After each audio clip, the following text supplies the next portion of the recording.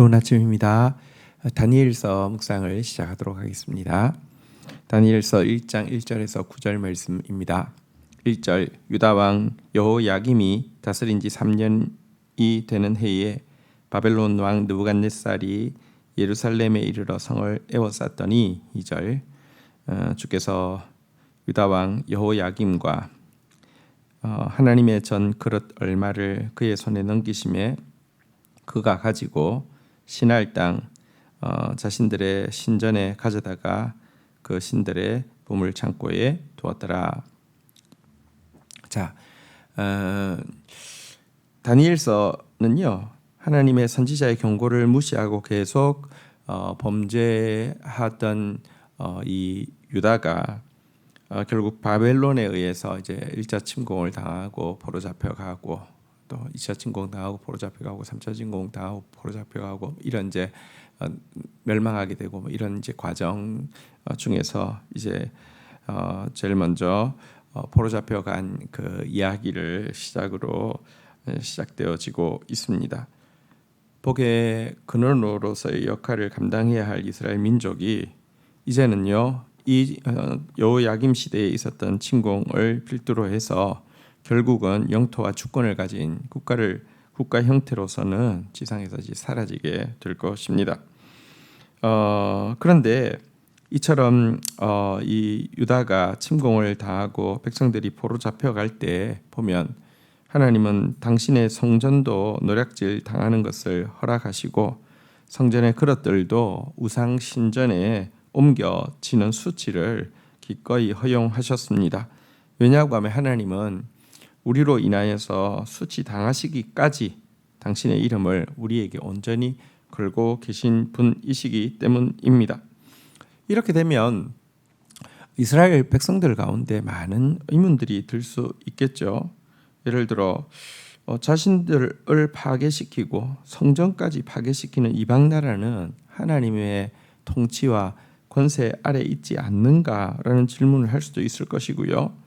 성전이 이제 파괴되어지고 이제 3차 침공 때는 이제 완전히 성전이 사라지게 될 터인데요. 국가와 성전이 완전히 사라지게 될 터인데도 그럼에도 불구하고 하나님의 구원은 이루어질 수 있을까? 그리고 만약 그럼에도 불구하고 구원이 이루어진다고 하면 언제 어떤 방법으로 이 구원이 이루어질까 하는 그 의문들이 선민 이스라엘 백성들에게 계속 들 수 있겠죠. 이 같은 의문들에 대해서 답변을 주고 있는 책입니다. 사실 이 책의 내용을 읽고 나면은 하나님의 영광은 이스라엘의 실패로 인하여서 실패하지 않고 하나님의 구원도 실패하지 않는다는 사실을 확실히 보게 됩니다. 그들을 무너뜨린 이 느부갓네살 왕을 비롯해서 그 다음 벨사살 그 왕 그리고 이제 또 이제 그 다음에 이 그 이스라엘을 그러니까 영향을 끼치는 메데 바사 연합국의 다리오 왕을 비롯해서 그러니까 세계 제국의 통치자들 위에 하나님의 주권이 있다는 사실을 분명히 보여주고 있기 때문에 그렇습니다. 3절 보겠습니다.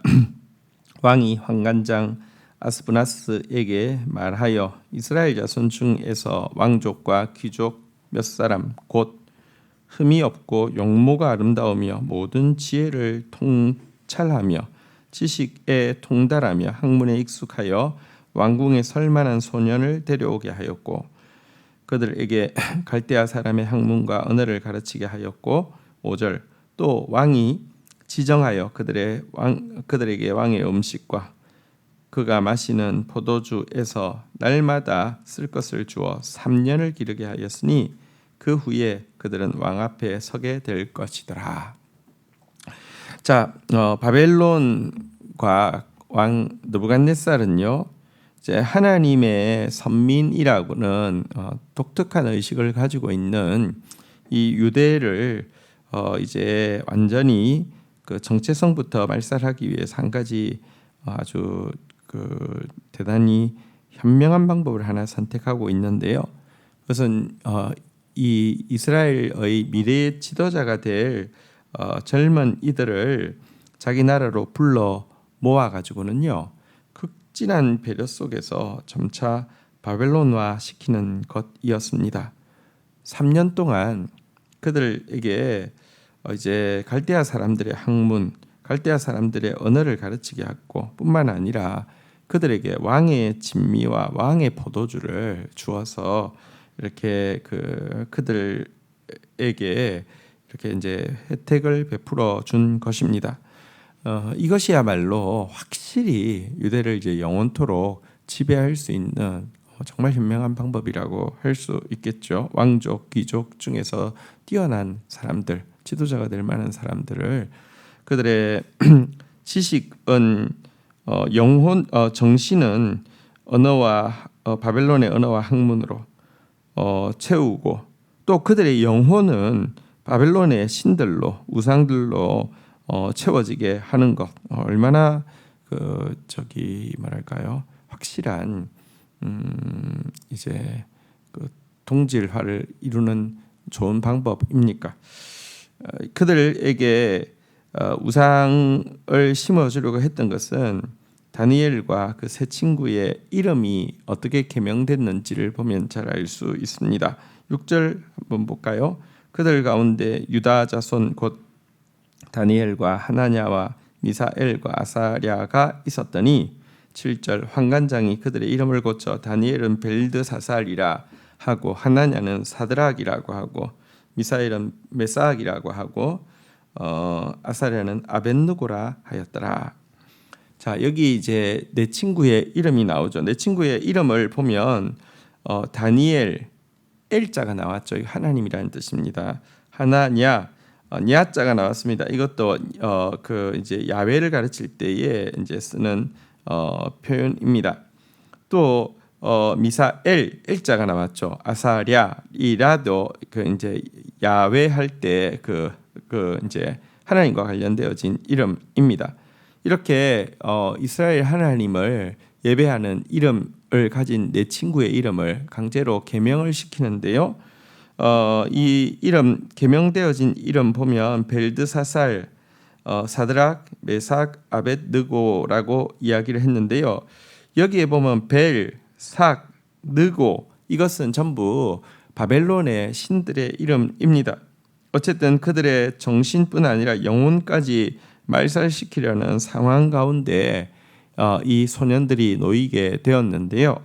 자, 그런데 8절 한번 보도록 하겠습니다. 다니엘은 뜻을 정하여 왕의 음식과 그가 마시는 포도주로 자기를 더럽히지 아니하리라 하고 자기를 더럽히지 않도록 환관장에게 구하니 9절 하나님이 다니엘로 하여금 환관장에게 은혜와 긍휼을 얻게 하신지라.